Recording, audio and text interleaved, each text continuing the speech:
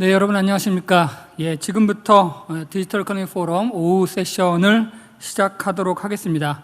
오후 세션의 시작은 코리아 스타트업 포럼이 준비한 스페셜 세션인데요. 포스트 코로나 시대의 디지털 경제의 변화와 혁신을 이끄는 5개의 유명한 스타트업 대표님들을 초청해서 전략과 인사이트를 함께 공유하는 자리입니다. 자, 먼저 첫 번째 발표는 메디히어의 김기환 대표님이 발표를 하실 텐데요. 지금 미국에 계십니다. 그래서 지금 현지 시간으로는 굉장히 좀 늦은 시간이실 텐데, 접속해 주셔서 감사합니다. 자, 우리 김기환 대표님의 발표를 시작으로 오늘 본격적으로 이 세션을 시작하도록 하겠습니다. 김기환 대표님, 발표 시작해 주시기 바랍니다. 안녕하십니까. 메디의 김기환입니다. 발표를 시작하겠습니다.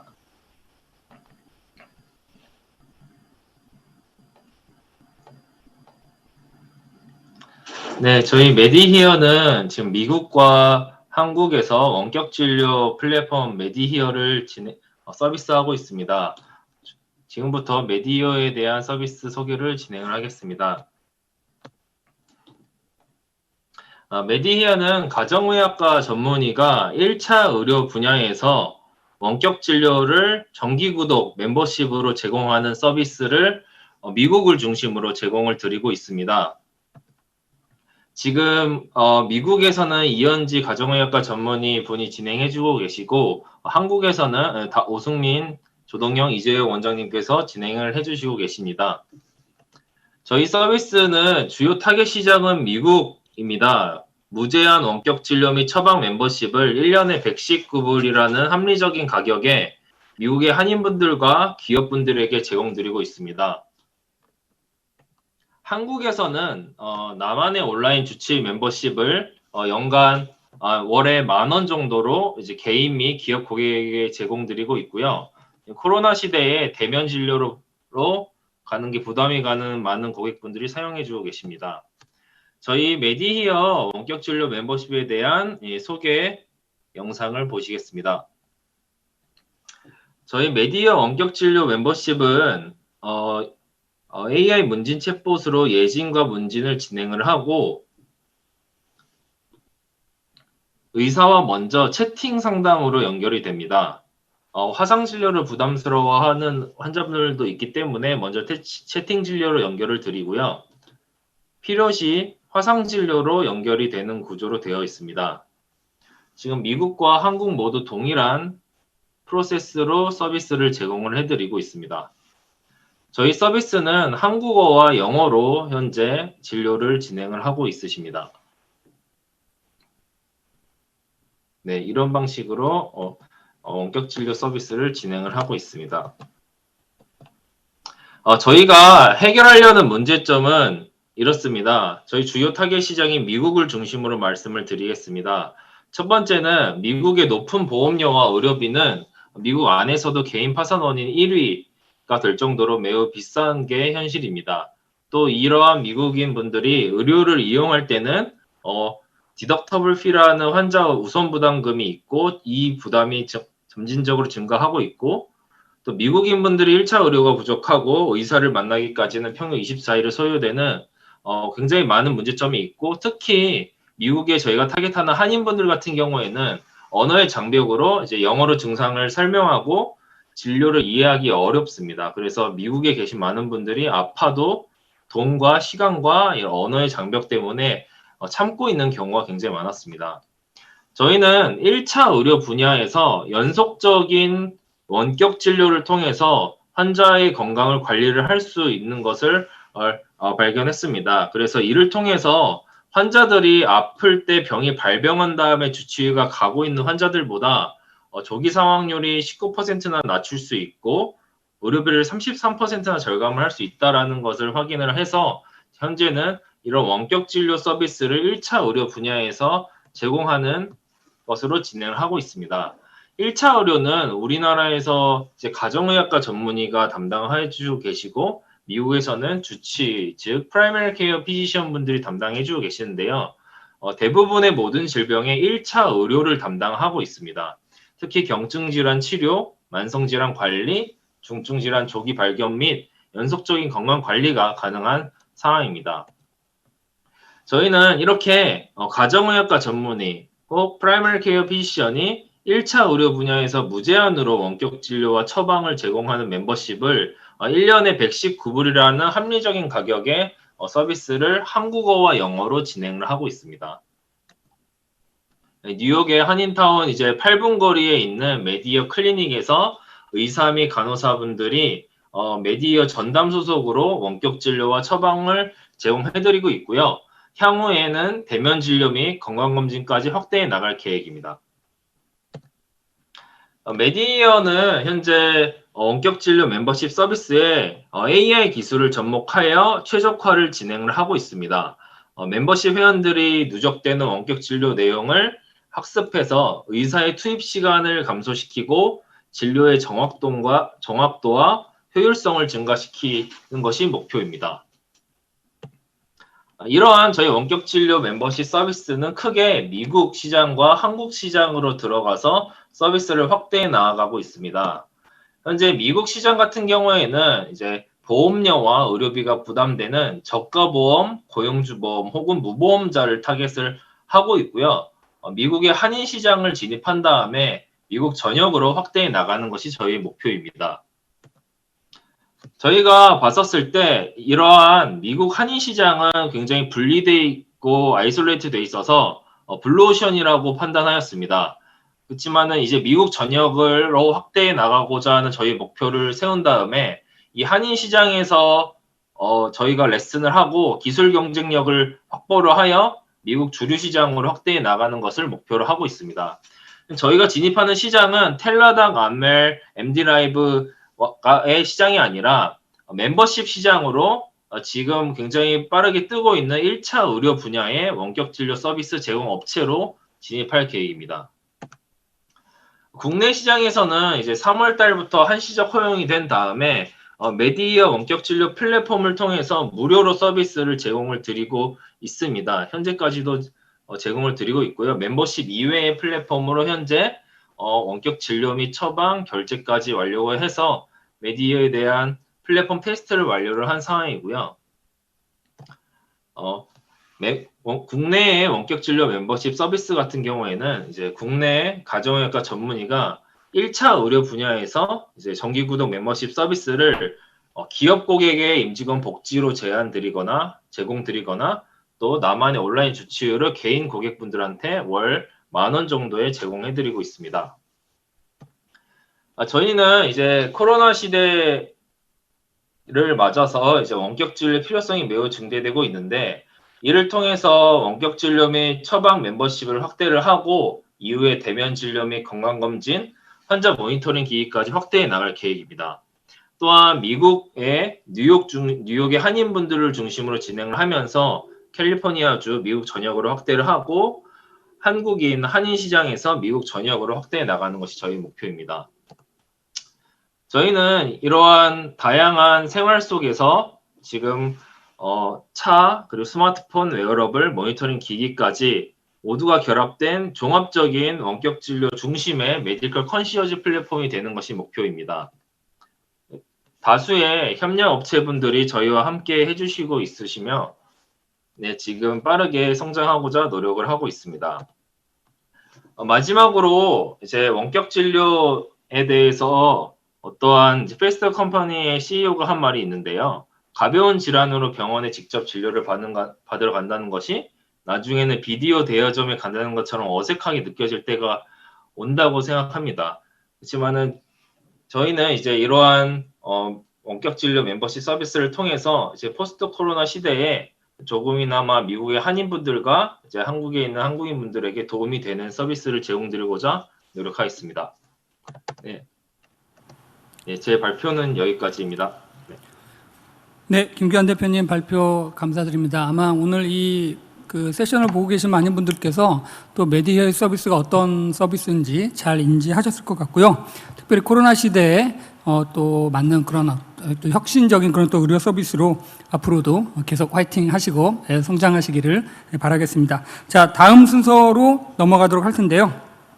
자, 다음은 나우버스킹의 전상열 대표님의 발표를 들어보겠습니다. 지금부터는 이제 현장에서 대표님들이 발표를 진행하실 계획입니다. 전상열 대표님, 나와서 발표 진행해 주십시오. 네, 안녕하세요. 소상공인을 위한 IT 서비스를 하고 있는 나우웨이팅 서비스를 제공하고 있는 나우버스킹의 전상열입니다. 반갑습니다. 네, 저희는 소상공인을 위한 IT 서비스를 만들어 가고 있는데요. 그 중에서도 저희는 특히나 F&B 시장에 대해서 집중을 좀 하고 있습니다. 우리나라에서 F&B 시장은 전 국민이 이틀에 한 번은 사용하는 시장이고요. 시장 사이즈로는 매해 10% 이상 성장하고 있는 매우 주목할 만한 시장입니다. 그리고 이런 시장에서의 사실의 그 비즈니스의 주축에는 소상공인이 위치하고 있습니다. 그런데 안타깝게도 소상공인은 대기업과는 다르게 IT에서 굉장히 소외된 것이 사실입니다. 소상공인 분들은 여력이 많지 않아서 대부분의 일들을 혼자 하시거나 혹은 인건비를 들여서 하고 계시는데요. 이런 부분에서의 어려움을 굉장히 많이 겪고 있는데, 이런 부분은 IT가 굉장히 많은 부분을 해결할 수 있는 것임에도 불구하고 소상공인 분들은 IT 개발을 하기도 어렵고 또 나온 IT 서비스를 적용하는 것에서도 굉장히 어려움을 겪고 있습니다. 반대로 대기업은 인건비로 충분히 해결할 수도 있지만 미래를 보는 측면에서 계속 디지털화하고 있는 것이 현실입니다. 네, 좀 더 자세히 들여다보면 외식 매장의 어려움은 크게 두 가지로 볼 수 있습니다. 하나는 직원이고요. 두 번째는 고객입니다. 직원의 경우 좀 더 얘기를 들어보면 직원들이 이제는 인건비가 올라가서 비용 부담도 굉장히 클 뿐더러 양질의 서비스를 하는데 굉장히 어려움을 겪고 있습니다. 많은 직원분들이 계속해서 퇴사를 하기도 하고 입사를 하기도 하는 과정에서 계속 소상공인들은 직원을 교육해야 하고요. 이 교육의 퀄리티를 유지하기 위해서 굉장히 많은 노력을 해야 합니다. 또한 IT 서비스가 계속 도입되다 보니 예전에는 배달의 민족 같은 서비스 아예 쓰지도 않았지만 이제는 배민 서비스를 계속 쓰고 있고요. 최근에는 우버이츠 같은 서비스들이 들어왔다가 한 1년여 만에 서비스를 철수한 일도 생겼습니다. 이걸 통해서 소상공인 분들은 아르바이트하는 분들, 직원분들에 대한 교육을 계속 할 뿐더러 서비스의 변화에도 대응해야 되는 굉장히 어려움을 겪고 있습니다. 뿐만 아니라 고객에 대한 데이터 관리는 더욱더 어렵습니다. 식당에 가보셨을 때 많은 분들 느끼셨을 겁니다. 사장님들이 굉장히 애정이 높고 기억력이 좋으신 분들은 또 오셨네요 라고 아는 인사를 하죠. 오랜만에 오셨네요 이런 인사를 하는데, 실제로 이런 것들이 데이터가 아닌 매장주의 개인기 혹은 점원의 기억력에 의한 것이 기억력에 의해서 진행되고 있는 것이 현실입니다. 이런 것들의 디지털화가 굉장히 필요한데도 소상공인분들은 아직 그렇게 하지 못하고 계시죠. 그리고 나서 올해 코로나가 발생했습니다. 코로나가 발생하자 소상공인분들은 더 큰 어려움을 겪게 되었습니다. 기존에는 그래도 내 매장이 어떠한 상권에 있으면 일정한 고객들이 방문하는 것을 담보받을 수 있었습니다. 그러나 이제는 아예 거리에 사람들이 없게 되었죠. 그래서 우리 매장이 아무리 깨끗하고 아무리 안전하다고 하더라도 소상공인분들은 내 단골들에게 이곳에 방문해달라는 메시지를 전달할 수 없게 되었습니다. 이런 과정을 통해서 소상공인분들은 인식이 좀 변화하셨습니다. 이제는 기존의 소상공인분들은 내 매장에 얼마나 많은 손님이 와서 얼마나 많은 음식을 빨리빨리 파느냐가 굉장히 중요했다라고 하면, 이제는 매장에서의 대면을 더 줄이고 비대면으로 처리를 해야 되겠구나. 그리고 손님들이 안 올 것을 대비해서 손님들의 데이터를 우리가 가지고 있어야 하겠구나. 그리고 마지막으로 이 오지 않는 손님들에게 온라인으로 접점을 유지해야 되겠구나 라는 인식의 변화를 하게 되었습니다. 그래서 저희가 내린 결론은 이렇습니다. 지금 현재 외식 매장에 필요한 것은 크게 세 가지입니다. 첫 번째는 매장의 디지털화입니다. 기존에 대면으로 이루어졌던 것들, 예를 들면 대표적인 게 줄을 많이 서는 식당에서 손님들이 오셨을 때 앞으로 30분 기다리셔야 되고요, 앞으로 몇 팀이 있습니다 라는 이야기를 하던 것들, 이런 것도 전부 다 디지털화하게 됐고요. 주문 절차도 기존에는 종업원이 가서 주문을 받던 것들이 키오스크나 비대면 모바일 주문으로 교체되는 일들을 겪고 있습니다. 그리고 이렇게 비대면으로 진행되는 것들이 고객과의 커뮤니케이션으로 디지털로 연결되는 것이 굉장히 중요하게 되었습니다. 대면에서 실제로 만나서 이야기하는 것들이 줄어들다 보니까 이제는 디지털을 통해서 대화를 이어가는 것이 굉장히 중요하게 된 것이죠. 그리고 마지막으로 이렇게 디지털로 커뮤니케이션을 시작하게 되면 이런 것들을 온라인으로 확장하는 것이 중요해졌습니다. 오프라인에 오지 않는 고객들 혹은 방문을 꺼리는 고객들에게 온라인에서 컨텐츠를 소비할 수 있게 하는 것이 굉장히 중요해졌습니다. 저희는 이런 것들을 해결하기 위해서 이곳이 더 좋아지도록이라는 비전을 가지고 일을 하고 있습니다. 저희가 잘 아는 IT 기술을 통해서 이 공간의 어려움, 여러 가지 비효율들을 개선하고 이 공간을 더 좋아지도록 만들고 이 좋아진 공간을 통해서 사람들이 이곳을 더 좋아지게 하겠다라는 비전을 가지고 일을 하고 있습니다. 저희 간단한 영상을 보여드릴 텐데요. 저희는 사실 Now Waiting이라는 비대면 웨이팅 서비스로 유명합니다. 사람들이 많이 모이는 곳에서 태블릿에 전화번호를 입력하고 자유롭게 있다가 오라고 카톡이 왔을 때 입장하는 서비스인데요. 그것 외에도 결제나 주문 그리고 손님들을 호출하는 방식에 대한 서비스를 영상으로 보여드리겠습니다. 카페에서 나우웨이팅이 어떻게 이용되는지 함께 볼까요? 먼저 포스 주문이에요. 직원은 퀵 메뉴로 빠르고 간편하게 주문을 받고 고객은 포인트를 적립하며 자연스럽게 연락처를 입력하죠. 오! 8번째 방문이네요. 고객은 자신을 기억해주는 곳을 잊지 않죠. 나우웨이팅 포스로 단골을 기억하고 사로잡아 보세요. 바쁠 땐 키오스크로 활용해 보세요. 고객은 메뉴를 주문하면서 자연스럽게 연락처를 입력해요. 쿠폰도 자동 발급되니까 직원 없이도 알아서 척척 카드 결제까지 완료하면 스탬프도 알아서 발급되니까 운영비가 확 줄었어요. 주문을 다양하게 받아도 주문 관리는 한 곳에서 해결하세요. 통합 주문 관리 화면에서는 어떤 주문이든 순서대로 한눈에 확인할 수 있어요. 종이 영수증이나 수기장부도 필요 없죠.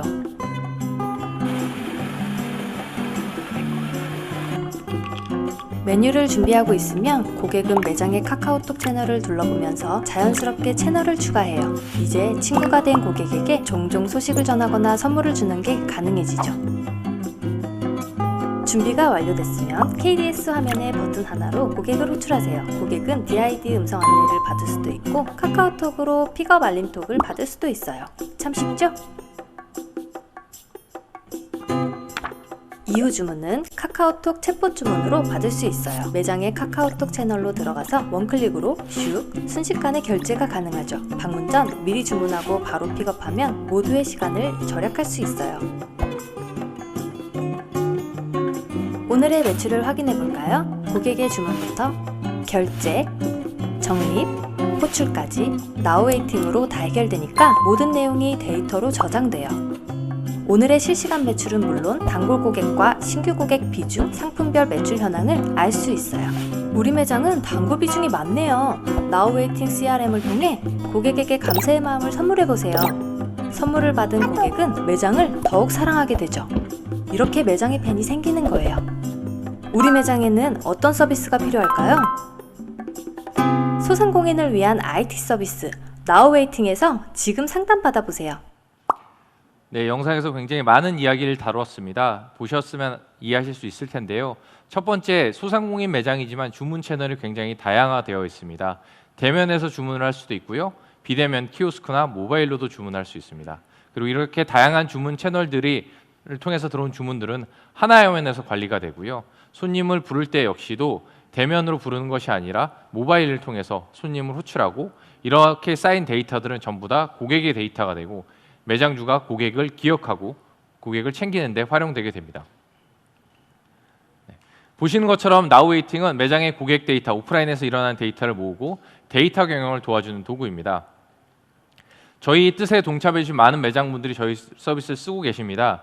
현재 저희는 약 2,600개 정도의 매장이 쓰고 있고요. 현재 누적된 사용자는 유니크 숫자로 1,800만 명 정도가 됩니다.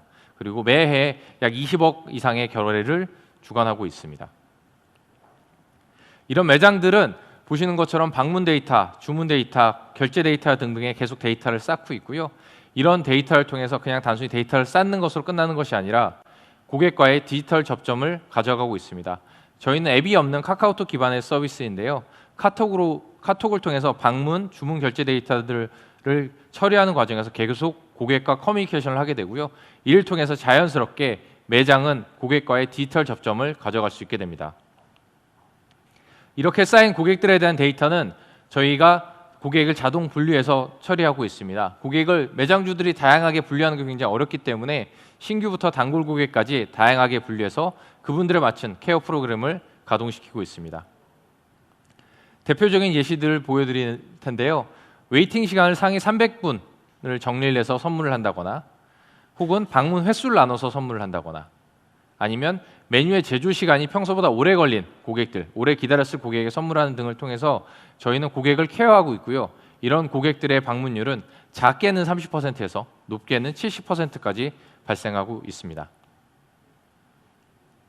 네, 이처럼 저희는 매장에서 일어나는 모든 일련의 활동들, 입장하는 것, 그리고 주문하는 것, 결제하는 것, 메뉴를 제조하는 과정, 그리고 매출을 관리하는 것, 마지막으로 고객에게 메시지를 전하는 것까지 전부 다 데이터화해서 분석하고 있습니다. 앞서 말씀드렸던 것처럼 오프라인에서의 데이터화, 그리고 데이터를 분석하는 것까지 하고 있는 것이고요. 이를 통해서 저희는 온라인으로서의 확장을 꾀하고 있습니다. 온라인으로 확장은 이런 것 같습니다. 기존의 매장분들은 앞서 말씀드렸던 것처럼 내 매장에 온 손님들에게 얼마나 잘 파느냐가 관심이었다면 이제는 왔던 손님들이 집에서 배달을 시키거나 혹은 우리 매장에서 먹었던 고기를 집에 배송시켜서 HMR로 만들어 먹는 것들, 그리고 내가 먹었던 이 맛을 친구에게 선물하는 행위들 등을 하는 걸 통해서 온라인으로서의 확장을 돕고 있습니다. 네. 그래서 저희는 앞서 말씀드렸던 것처럼 매장의 오프라인의 데이터를 잘 수집하고 이 데이터를 그냥 남기는 것이 아니라 고객과의 계속 연결하고 접점을 가져가게 하고 마지막으로 이것을 통해서 온라인에 확장을 해서 매장주가 더 좋아진 삶을 꿈꿀 수 있도록 하고 있습니다. 이상입니다. 네, 감사합니다. 나우버스킹의 전상열 대표님의 발표 잘 들어보았습니다. 예, 사실 뭐 온라인 기반의 플랫폼 같은 경우는 이제 고객 데이터들을 수집하고 하는 활동들이 너무나 자연스럽고 한데 아까 대표님 말씀하신 것처럼 오프라인 중심으로 사업을 하시는 소상공인분들에게는 특별히 이런 오프라인에서 실제로 일어나는 고객 행동들을 데이터로 전환하고 또 그것들을 통해서 부가가치를 창출할 수 있다는 측면에서 굉장히 많은 큰 도움이 될 것 같습니다. 앞으로도 큰 활약을 기대하겠습니다. 자, 다음은 8%의 이호진 대표님 발표를 들어보도록 하겠습니다. 저희가 굉장히 다양한데요. 헬스케어, 그 다음에 또 소상공인을 위한 또 IT 솔루션, 그리고 또 이번에는 핀테크 분야입니다. 8%의 이호진 대표님 준비하시고 발표하시면 되겠습니다. 네.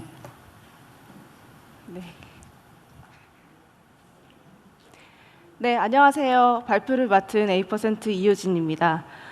코로나 바이러스로 다들 지금 정말 어려움이 많으실 거라 생각합니다. 저도 이런 발표 현장에서 이렇게 무대는 있는데 청중분들은 뭐 스태프분들만 계신 경우가 잘 없고 되게 생소하고 한데 아마 이 시기가 지나면 또 가득 찬 청중들이 너무 반갑고 반가울 것 같습니다.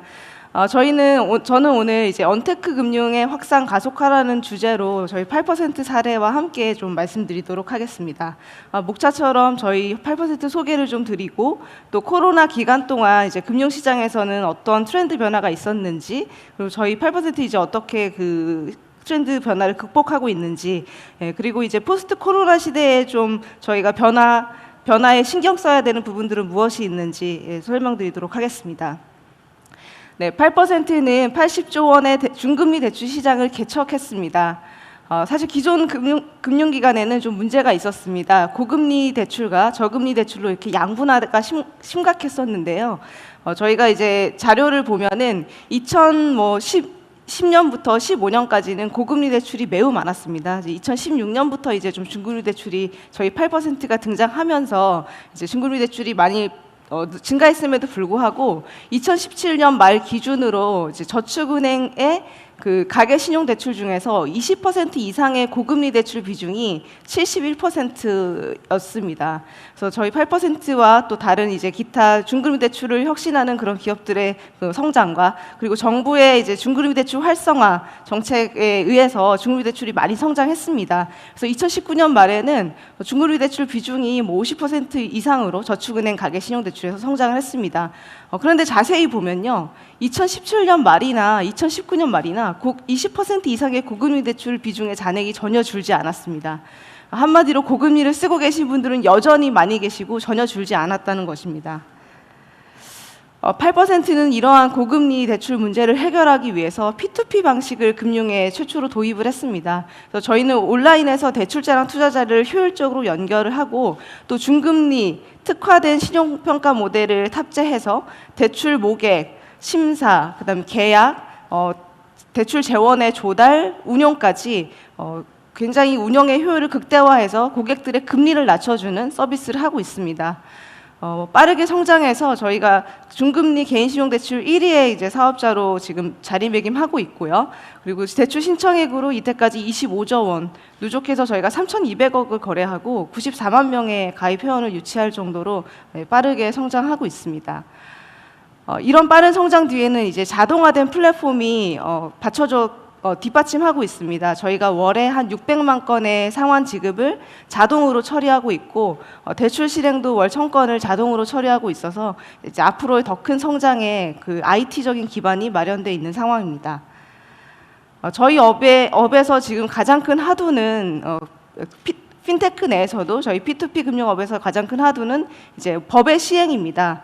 저희가 온라인 투자연계 금융업법이 제정됐고 지난 이제 8월 27일에 시행이 됐습니다. 그래서 앞으로 이제 P2P 금융 산업의 본격적인 그 성장, 산업의 본격적인 개막이 시작되었습니다. 이게 국내적으로도 굉장히 의미가 있는 게 세계 최초로 이제 P2P 금융법을 제정한 것이고요. 국내에서도 대부업법 이후에 여신 라이센스가 17년 만에 처음 생긴 겁니다. 그래서 저희 P2P 금융업은 P2P 연계 대부업에서 이제 온라인 투자 연계 금융업으로 거듭나게 되었습니다. 그래서 좀 강화된 그런 이제 규제 제도권 내에서는 산업의 건전성과 신뢰도가 많이 높아지고 그로 인해서 더 큰 성장을 할 거라고 기대하고 있습니다. 여기까지 저희가 어떤 서비스를 하는지 간단히 설명드렸고요. 코로나 시대에 저희 금융시장의 트렌드를 좀 말씀드리겠습니다. 사실 뭐 코로나 이전에도 비대면 금융에 대해서는 굉장히 가속화되었습니다. 은행 점포들 또 증권사 점포들이 뭐 해마다 계속 줄어들었습니다. 하지만 우리들은 너무 아무도 불편하지 않았습니다. 왜냐하면 모바일로 다 대출 받고 특히 뭐 이번에 이제 코로나 기간 동안에 그 증권 계좌 비대면 계좌 개설한 그 가입자의 증가율이 뭐 전월 대비 50에서 80% 증가했다고 합니다. 여기도 아마 보시는 분들도 주식을 시작하신 분들이 많이 계실 것 같습니다. 그래서 이제 비대면의 가속화를 진행되고 있던 비대면 금융의 가속화가 본격적으로 시작이 됐고요. 저희 8%도 대표적인 그 언택 서비스입니다. 그래서 저희도 지난 4년 동안 이제 그 연평균 성장률 73%로 빠르게 성장하고 있습니다. 금융시장에서 이제 이 코로나 기간 동안에 가장 큰 변화 중에 하나는 미래에 대한 불안감입니다. 그래서 사람들이 뭐 당장에 내가 지금 뭐 직장을 유지하고 있더라도 예전보다 훨씬 미래에 대한 불안감이 커졌고 그래서 대출을 이제 상당히 많이 받았습니다. 가계 신용대출, 주택담보대출 모두 큰 폭 증가했고 특히 금리가 낮으니까 미래는 불안하니까 불안감 때문에 또 필요해서 그리고 투기하기 위해서 최대한 대출을 많이 땡기는 그런 현상들이 있었습니다. 8%에서도 그런 현상들이 있었습니다. 저희 고객이 사실은 다수가 4에서 7등급 이제 중간 신용을 가진 분들이십니다. 근데 이제 저희 상반기 동안에 1에서 3등급 고신용자들의 대출 신청이 크게 증가했습니다. 그러니까 저희가 이제 은행보다는 사실 금리가 조금 높거든요. 근데 그럼에도 불구하고 1에서 3등급 고신용자들이 은행 한도를 다 받고 더 받기 위해서 대출을 더 받기 위해서 8%를 많이 찾아주셨습니다. 또 코로나 기간에 이제 큰 금융시장의 트렌드가 사실 재테크 열풍입니다. 아까도 잠깐 말씀드린 것처럼 주식시장에 대한 그 열풍이 엄청 불었습니다. 그래서 뭐 빚을 내서 주식을 사신 분들도 많고 특히 20대들도 사회초년생이거나 대학생인 20대들도 빚내서 주식을 많이 사고 있습니다. 작년까지만 해도 명품에 플렉스하던 20대 분들이 이제 주식에 플렉스를 하고 계신 겁니다. 그러한 트렌드는 부동산 시장도 사실 마찬가지였습니다. 그래서 부동산 시장에서도 부동산 규제 때문에 거래가 많지는 않았지만 부동산 대출을 담보대출이 아니라 신용대출까지 더해서 그 부동산 매입을 하는 분들의 그 비중이 큰 폭 증가했고 특히 30대들이 그 서울의 아파트를 매입하는 비중이 크게 증가했습니다.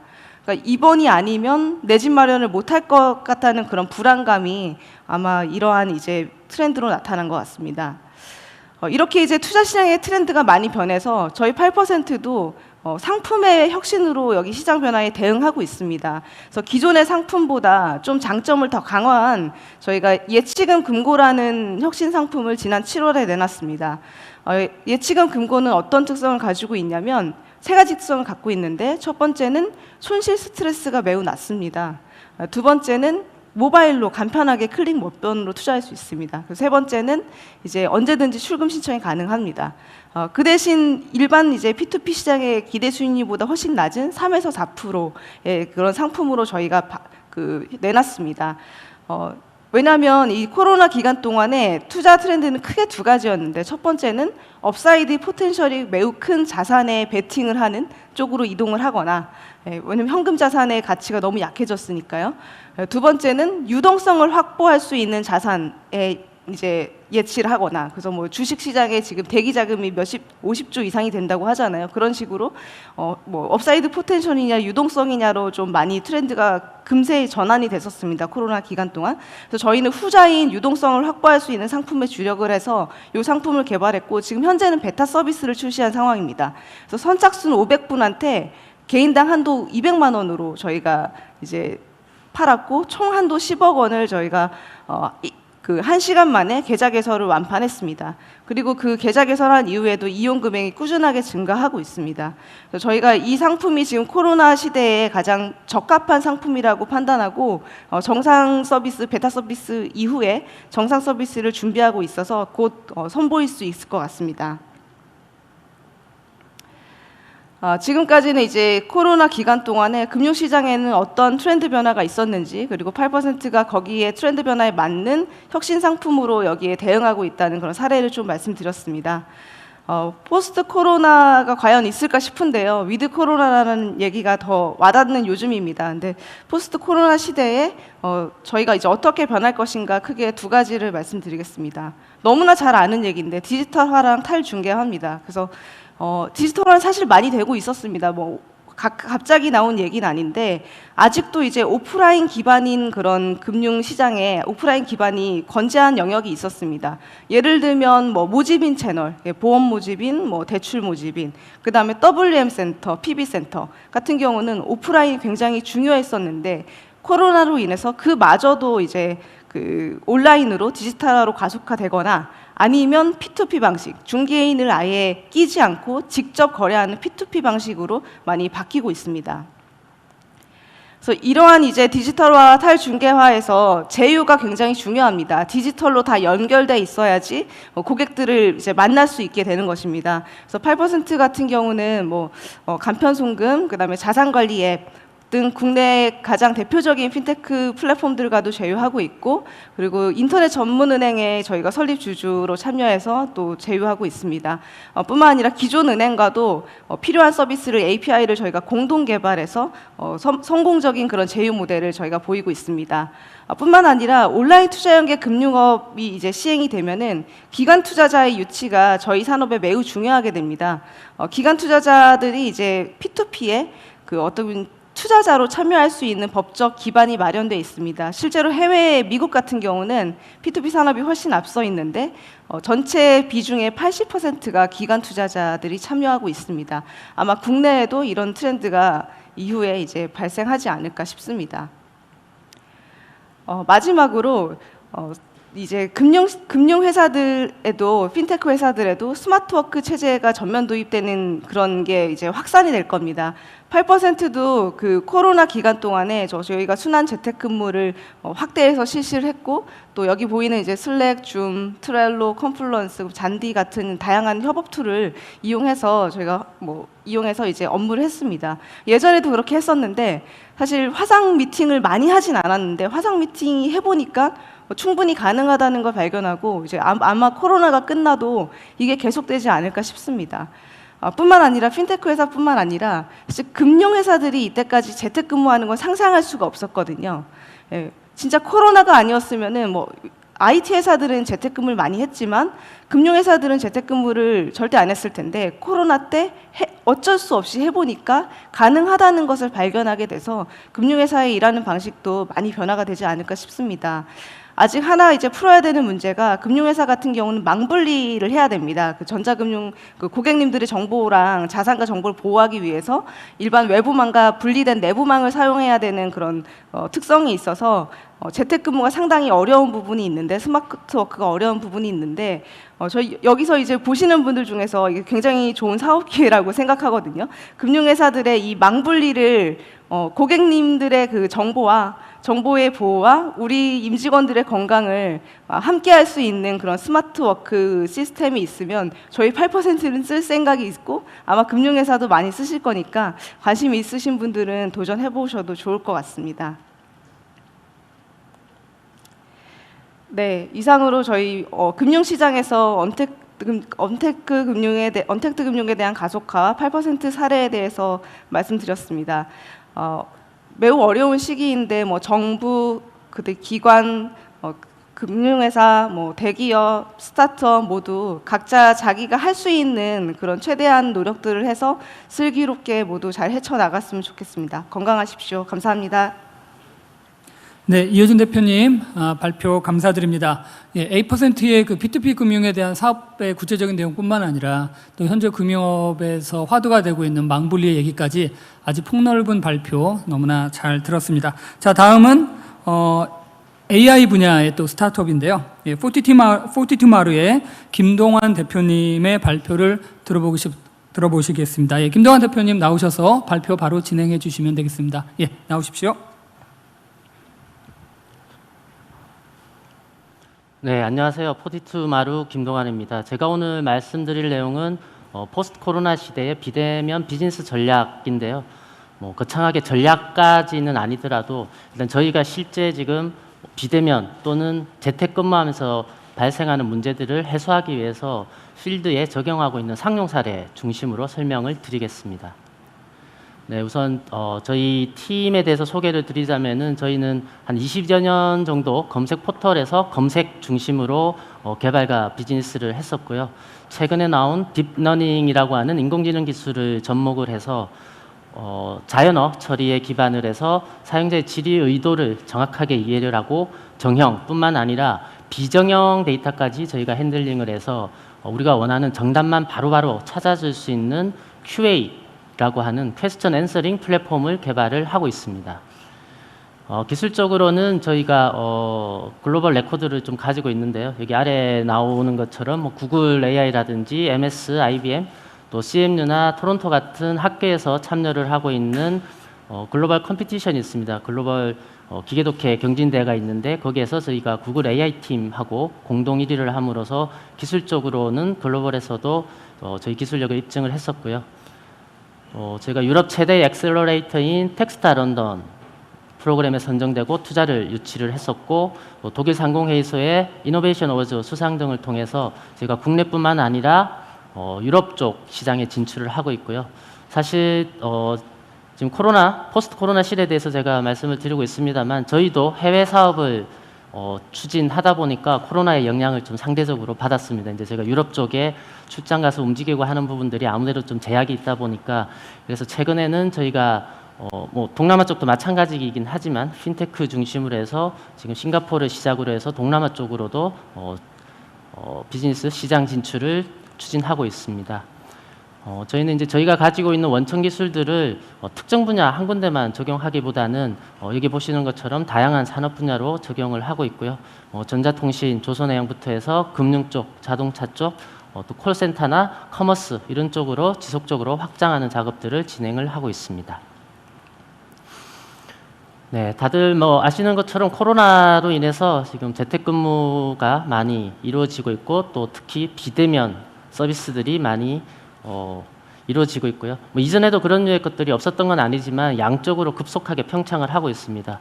일례로 보자면은 생명보험사 같은 경우는 96% 이상이 기존에는 비대면으로 이루어지고 있었고요. 그리고 손해보험 같은 경우도 86% 이상이 비대면으로 영업이 이루어지고 있었는데 지금 코로나 사태로 인해서 그런 부분들이 전면적으로 어떻게 액션을 취할 수 없는 그런 상황이 되었습니다.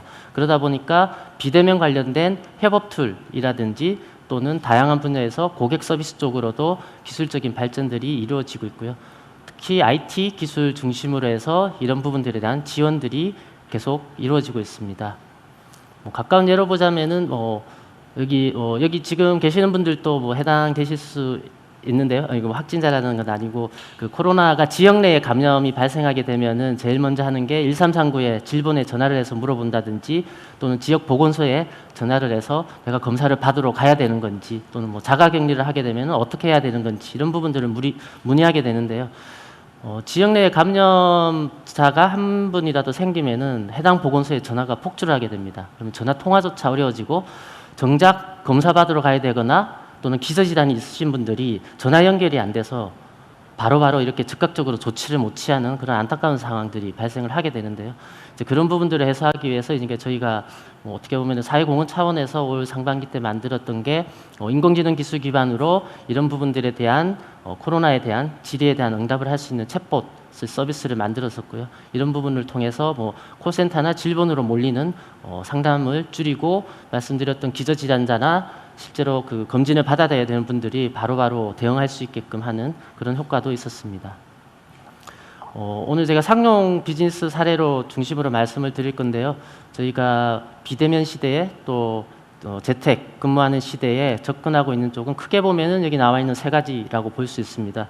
기업 내부에 있는 데이터들을 대상으로 해서 조금 더 업무를 효율적으로 처리할 수 있게끔 또 서로 대면에서 하지 않더라도 각자 가지고 있는 데이터를 잘 활용해서 시스템적으로 해결할 수 있는 부분들 그리고 아무래도 아직까지는 우리가 비대면으로 일하는 데 익숙하지 않다 보니까 대면으로 일할 때보다 리스크가 많이 생길 수 있습니다. 사소한 부분을 놓침으로 인해서 그 부분이 나중에 큰 문제가 발생하기도 하고요. 이제 그런 부분들에 대해서 리스크를 디텍션하거나 또는 더 나가서 프리딕션하는 그런 부분으로 저희가 적용을 하고 있고요. 또 하나는 많이 아시는 챗봇 쪽입니다. 챗봇 쪽 챗봇 같은 경우도 기존에 있던 챗봇들은 주로 이제 룰 베이스, 시나리오 베이스라고 하는데요. QA, 질문과 답변을 실제로는 사람이다 등록을 많이 하고 있습니다. 근데 그런 부분들이 작년 정도부터 해서는 기술이 발달함으로써 자동으로 정답을 찾아서 미리 준비하지 않은 질문이 들어오더라도 우리가 보유하고 있는 데이터에서 자동으로 답변을 찾아서 해줄 수 있는 그런 인공지능 기반의 챗봇들이 나오고 있고요. 또 많이 아시는 스마트 스피커 같은 스마트 디바이스 쪽에서도 이런 기술들이 접목이 되고 있습니다. 네, 첫 번째 말씀드릴 사례는 조선해양 쪽입니다. 보통 이제 선박 수주하거나 설계하는 과정에서 선주와 조선사 간의 커뮤니케이션이 활발하게 이루어지는데요. 그리고 실제로 그 선박 영업하는 분들은 현지에서 대면으로 미팅을 여러 번 많이 하게 됩니다. 지금 코로나로 인해서 그런 부분도 많이 이렇게 진행을 못하고 있는 부분들이 있는데요. 근데 이런 과정에서 선주가 질문이나 요구사항 같은 것들을 최근에는 특히나 이렇게 메일로 많이 보내게 됩니다. 그러면 기존에는 메일 내용을 하나하나 이렇게 뜯어서 기존의 키워드 매칭 방식의 검색 시스템에서 찾아서 각 항목별로 이게 수용 가능한지 아니면은 불가한지 또는 어떤 형태로 변형해서 수용 가능한지 이런 부분들을 다 일일이 다 체크를 했었는데요. 저희가 만든 시스템을 조선사에서 적용함으로써 기존에는 메일 하나 처리하는데 베테랑 분들은 평균 한 이틀 정도 그리고 주니어 분들은 아무래도 이 경험이 없다 보니까 꼬박 5일 꼬박 메일 한 통 처리를 했었는데 저희가 만든 시스템을 적용함으로써 1시간이면은 메일에 답변할 수 있는 그런 솔루션을 갖추게 됐고요. 또 더 나가서는 이제 스펙이나 계약서에 있는 독소 조항이라든지 이런 부분들까지 자동으로 체크할 수 있는 솔루션들을 개발을 하고 있습니다. 금융 쪽에서도 활발하게 적용을 하고 있습니다. 금융 쪽이 특히 국내가 해외보다 빨리 CS 쪽에서 먼저 적용을 했었는데요. 최근에는 이제 내부 직원분들이나 콜센터 분들이 활용하는 시스템에도 적용이 되고 있습니다. 기존에는 KMS 시스템이라고 내부에 있는 데이터들에 대해서 아까 조선해양하고 비슷한 방식인데요. 키워드 매칭을 통해서 하나하나 클릭하면서 답을 찾아서 고객 응대를 하고 있었는데 그런 부분들이 고객 응대함과 동시에 실시간으로 화면에 답변해야 될 내용들이 나타나는 그런 솔루션들을 갖추고 있습니다. 법률 쪽으로도 활발하게 적용들을 하고 있고요. 최근에는 이제 로스쿨 변호사 시험 문제 출제하는 데 있어서 기존의 유사 문제, 기출 문제라든지 또는 시중은행에 있는 문제랑 유사한 문제가 나오면은 좀 리스크가 큰 부분들이 있는데 이제 그런 부분들을 의미적으로 시멘틱하게 특히 법률 용어이다 보니까 단어 표현이나 이런 게 다를 수 있습니다. 이제 그런 부분들을 시멘틱하게 찾아내는 솔루션들이 있고 논문 표절이라든지 특허 검색 이런 부분으로까지도 활용할 수 있고요. 스마트 팩토리 쪽에서도 적용하고 있습니다. 인공지능 기술을 활용해서 고장이나 장애를 예측하는 기술들이 활발하게 개발되고 있는데요. 근데 실제 이제 이런 기술들을 적용하려고 하면은 학습 데이터 구축이 필요합니다. 학습 데이터라는 게 결국은 기존의 사례들인데요. 근데 기존에 이런 부분들이 제대로 디지털라이징 돼서 관리가 안 되었기 때문에 기존의 고장이나 보수 이력들이 제각각입니다. 엔지니어 분들이 표현하기에 따라 다르기도 하고 같은 엔지니어가 동일한 증상에 대해서 작년에 적었던 거랑 올해 적었던 거랑 다르기도 하고요. 그래서 뭐 이런 부분들을 고장이나 장애 예측하는 데 적용하기 위해서 이전까지는 이제 학습 데이터 구축 과정이 이전 사례를 다 가져와서 사람이 일일이 다 하나씩 손으로 분류하고 매핑하는 그런 작업들을 했었는데 사람이 이렇게 일일이 분류하고 매핑하는 작업을 인공지능 기술이 그런 사람을 이제 흉내내서 하는 거죠. 사람이 하는 거를 학습해서 자동으로 만드는 작업들이 이미 필드에 적용이 되어 있고요. 뭐 사내 헬프데스크도 많이 적용이 되고 있습니다. 뭐 사내에도 보면은 사내 규정이나 여러 가지 뭐 자료들이 있고요. 또 인사, 총무, 재무, 회계 같은 그런 스텝 부서들이 많이 있는데 또 특정 시기가 되면은 스텝 부서로 문의들이 많이 몰리기도 하고요. 이제 그런 부분들을 일일이 메일이나 전화로 응대하는 것이 아니고 일종의 이제 매뉴얼을 자동으로 인터페이스를 챗봇을 사용해서 바로바로 응답할 수 있게끔 어떻게 보면은 더 나가서는 이제 각 개인별로 아바타 같은 1인 1챗봇 시대가 곧 올 거라고 생각을 하고 있습니다. 저도 이제 업무를 하다 보면은 저한테 물어보는 내용들이 상당히 반복적이고 똑같은 내용들이 상당히 많이 있거든요. 이제 그런 부분만 줄여주더라도 제가 업무 시간을 상당히 줄일 수 있고 저는 거기서 제가 이렇게 세이브한 시간을 오히려 더 생산적이고 창의적인 데 쓸 수 있을 텐데 그런 부분들을 이런 챗봇 같은 형태로 구현을 하게 된다면은 이제 특히 지금 이 재택하고 비대면으로 업무를 처리하는 데 있어서 상당히 효용 가치가 클 걸로 기대를 하고 있고요. 규율이나 규제 같은 부분들에 대해서도 이제 최근에 레그테크나 서브테크라고 해서 제대로 규정이나 규율을 지키고 있는지 이런 부분들을 체크하는 데도 적용이 되고 있습니다. 마찬가지로 이런 부분들도 기존에 전문가분들이 문서를 하나하나 뒤지면서 또는 녹취를 하나하나 들으면서 다 체크리스트를 가지고 체크를 했었는데 그런 부분들을 이제 인공지능 기술이 대신한다고 보시면 될 것 같습니다. 콜센터 쪽에도 적용이 많이 되고 있고요. 아까 말씀드린 것처럼 국내 같은 경우 특히 금융권에서 이미 3년 정도 전부터 콜센터를 대신하는 챗봇이 많이 도입이 됐었는데 이전에는 좀 수작업에 의존하는 챗봇이 많이 있었고요. 이제 최근에 이제 그런 부분들을 좀 더 자동화해서 답변할 수 있는 시스템이 나오고 있고 더 나가서 이제 텔레마케팅 영역에서도 쓰이고 있습니다. 텔레마케팅 영역에서 일종의 이제 텔레마케팅 하는 분들도 어떻게 보면 이제 똑같이 입사해서 똑같이 교육받고 똑같이 현업에 투입이 됐는데 어떤 분들은 성과를 잘 내기도 하고 또 어떤 분들은 좀 성과가 안 나오는 경우도 있습니다. 이제 그런 부분들을 이제 현재는 뒤에서 코칭하는 분들이 실시간으로 내용을 들으면서 파악해서 막 코치해주고 이렇게 하는데 그런 부분들을 인공지능이 대신한다고 보시면 될 것 같습니다. 그러니까 사람이 뭔가를 세이즈하고 또는 다른 사람을 설득하고 하는 과정들도 전문 코치가 아니고 인공지능이 대신할 수 있는 시대가 왔다고 볼 수 있고요.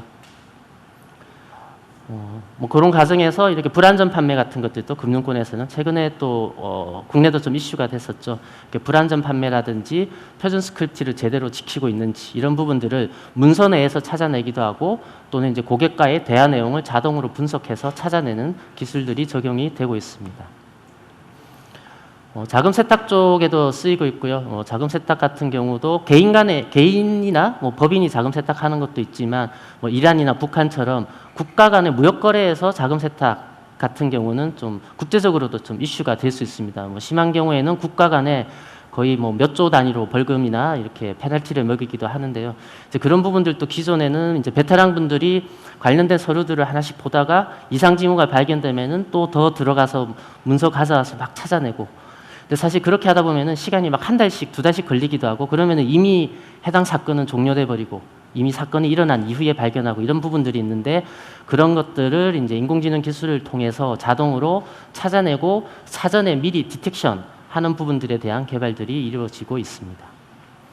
많이 하시는 챗봇 쪽도 이제 다양하게 적용되고 있고요. 본 사례 같은 경우는 이제 채용 쪽에 들어 있고요.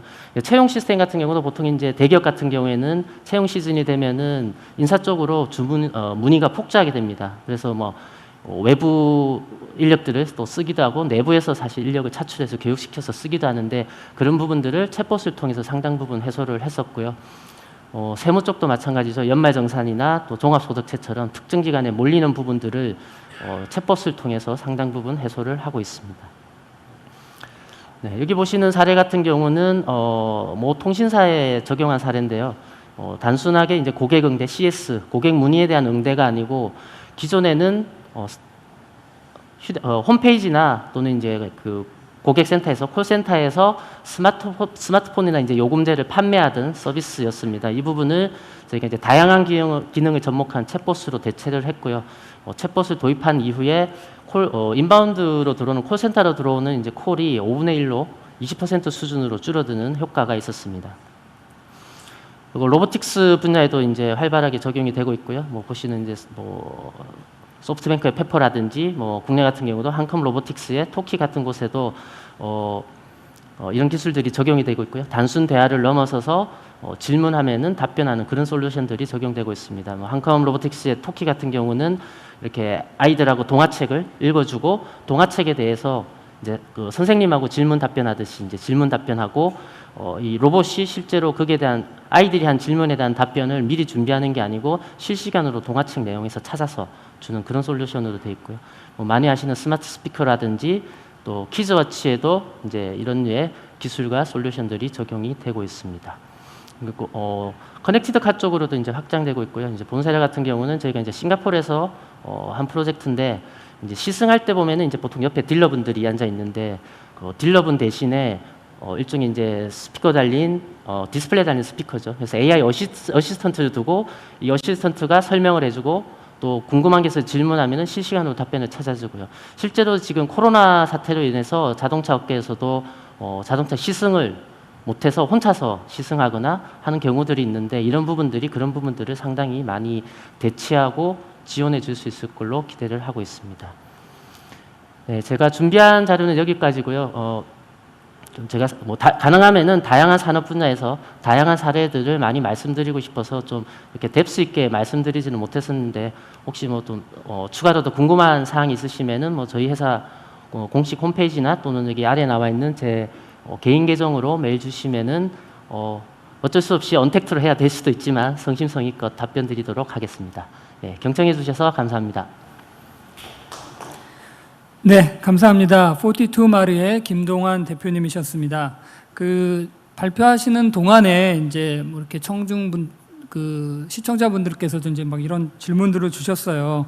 이런 정말 인공지능이라는 게 양날의 검과 같기도 하다. 혹은 뭐 사무실 옆자리에 로봇이 정말 앉는 그런 시대가 오겠냐 이런 질문들도 하는데 이런 것들과 관련해서는 이제 저희 잠시 후에 이제 일과 직업이라는 세션에서 더 깊이 있게 나눠볼 수 있을 것 같습니다. 예, 관련된 내용으로 재미있게 발표를 해주셔서 감사합니다. 자, 다음은 이제 이번 세션의 마지막 순서입니다. 예. 요즘 그 디지털 헬스케어 부분에서 또 상당히 각광받는 그런 스타트업인데요. 루닛의 서범석 대표님 발표를 듣도록 하겠습니다.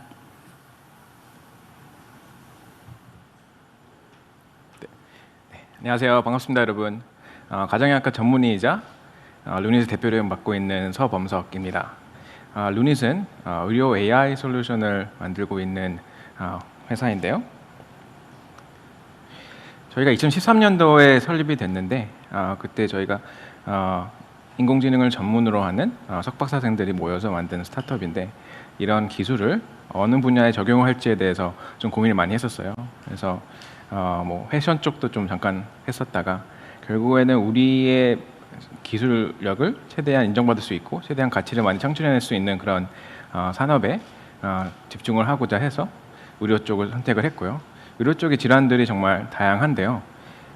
평생, 일생 동안 3명 중 1명이 걸리는 게 암이고요. 그리고 전 세계적으로 우리 국내를 포함해서 전 세계적으로 사망 원인이 1위인 질환도 암입니다. 그래서 인공지능 기술을 이용해서 암을 정복하고자 하는 것을 비전으로 삼고 지금까지 열심히 달려왔습니다. 네, 그럼 암을 정복한다는 것은 어떤 의미일까요?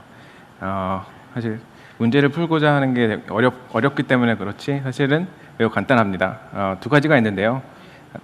첫 번째로는 이제 효과적인 진단을 하는 게 매우 중요합니다. 여러분들도 건강검진을 통해서 뭐 다양한 검사를 받아보셨을 것 같은데 그런 과정을 통해서 암을 조기에 발견을 해서 치료를 효과적으로 할 수 있게 하는 게 매우 중요합니다. 그리고 두 번째는 효과적인 치료를 받는 게 중요합니다. 그래서 이 두 가지를 다 잘하면 암을 정복할 수 있게 되는 것입니다. 현재 상황은 어떨까요? 지금 예를 들어서 폐암과 유방암을 하나의 예로 들어봤을 때 다양한 실제로 검진을 통해서 검사를 한다고 해도 그런 검사를 통해서 실제 진단 실패 확률이 30%나 됩니다. 그리고 암이 진단이 돼서 치료를 받게 됐을 때도 평균 반응률이 25%밖에 안 됩니다. 그래서 지금 현재 그런 임상 현장에서 많은 부분을 더 개선을 할 수 있는 여지가 많습니다. 그래서 저희 루니에서는 이런 일단 1차적으로 진단에 활용되고 있는 그런 흉부 엑스레이나 유방 촬영술과 같은 그런 검사에 AI를 적용시켜서 보다 효과적으로 진단이 될 수 있도록 도움을 주고 있고요.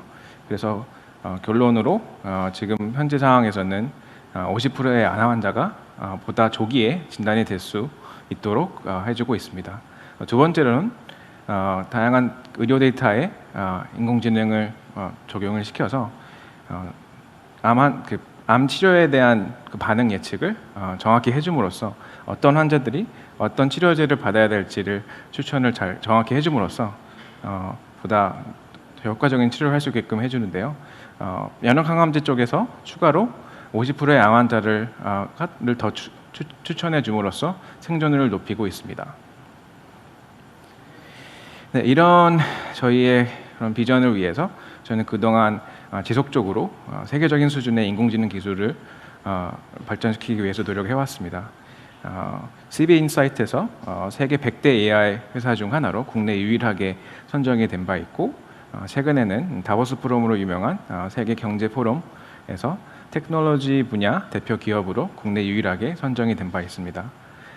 아울러 다양한 인공지능 국제대회에 참여를 해서 마이크로소프트, 구글, IBM과 같은 그런 쟁쟁한 경쟁사들을 제치고 우수한 성적을 거둔 바 있고 포브스, 뉴스위크, BBC와 같은 그런 세계적인 매체들에서 저희 기술력에 대해서 다양하게 보도가 된 바 있습니다.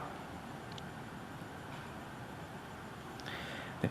기술력만으로 복잡한 의학 문제를 푸는 게 사실 되게 어려워요. 그래서 저희는 그동안 우수한 그 의학적 전문성을 구축하기 위해서 많은 노력을 해왔고 그 결과 국내외 유수 다양한 병원들과 파트너십을 맺어서 몇백만 개의 데이터를 수집할 수 있었고 그런 데이터를 가지고 학습에 쓰고 있습니다.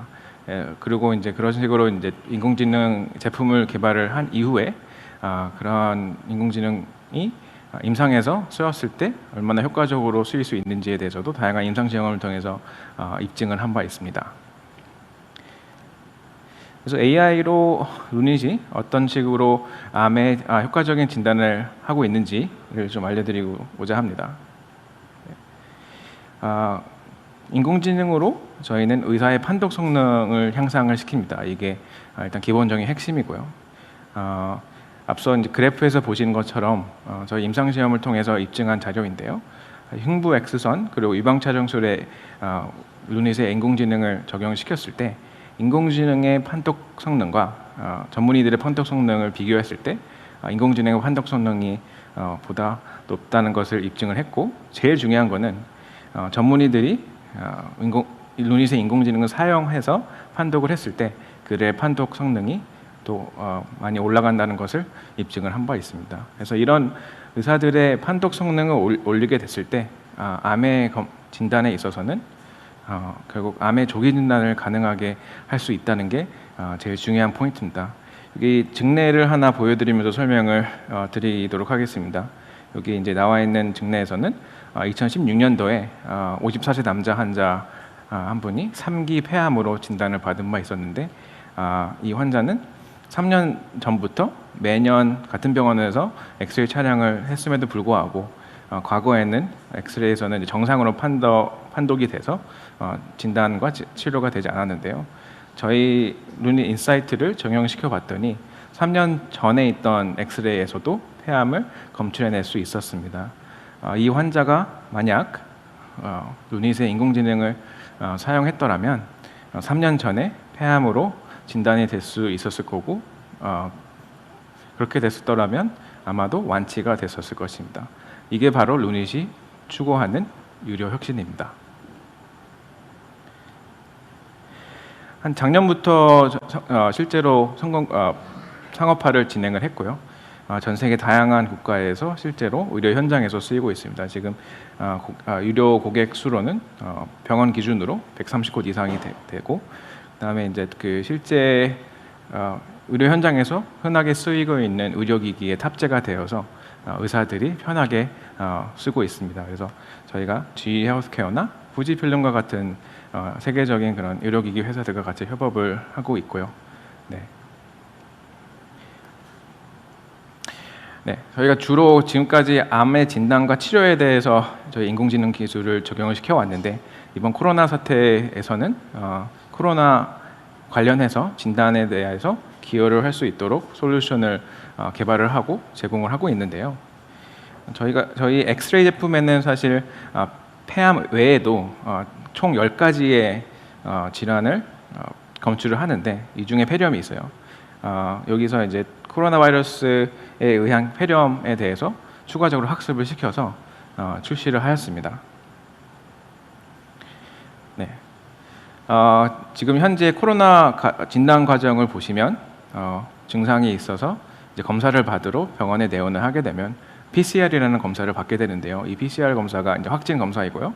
근데 문제는 이 검사의 결과가 빠르면 6시간, 뭐 길게는 이틀이나 시간이 지나야 결과가 나와서 그동안은 사실은 어떻게 대응을 할지가 좀 애매한데요. 그래서 주로 이제 환자들은 귀가를 하게 되고, 귀가를 하게 됐을 때 본인이 확진이 되지 않은 상황에서 돌아다닐 수도 있고 해서 감염에 확산될 수 있는 그런 리스크가 있는 거죠. 그래서 그런 게 문제인데, 저희는 이제 인공지능을 가지고 엑스레이 분석을 통해서 바로바로 코로나 바이러스가 있는 그런 환자들을 선별해 줌으로써 이제 5분에서 10분 안에, 촬영 시간은 포함해서 5분에서 10분 안에 의심되는 환자들을 선별해내서 바로 즉각적으로 치료나 격리를 할 수 있게끔 도움을 주고 있습니다. 그래서 저희가 이런 솔루션을 해외 각국 대상으로 온라인으로 이제 출시를 해서 다양한 나라에서 쓰일 수 있도록 저희가